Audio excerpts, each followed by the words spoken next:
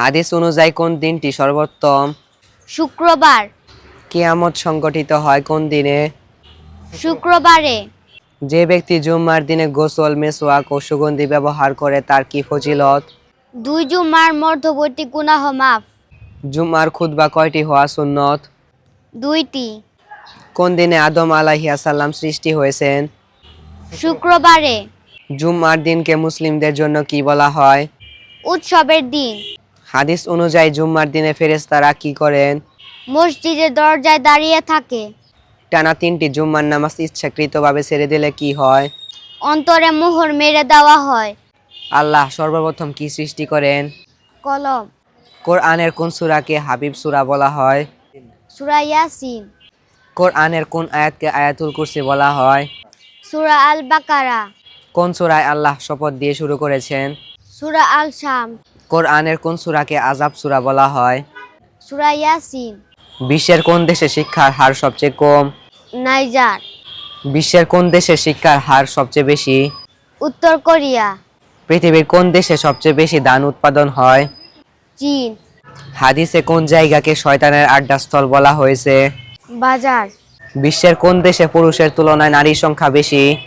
Latvia. বিশ্বের কোন দেশের মানুষ সবচেয়ে বেশি ভাত খায়?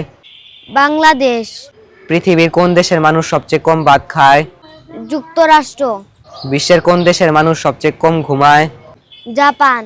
বিশ্বের কোন দেশের মানুষ সবচেয়ে বেশি ঘুমায়? নেদারল্যান্ড।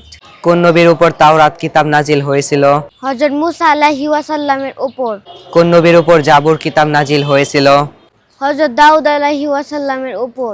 কোন নবীর উপর ইনজিল কিতাব নাজিল হয়েছিল? হযরত ঈসা আলাইহি ওয়াসাল্লামের উপর। কোন নবীর উপর কোরআন শরীফ নাজিল হয়েছিল?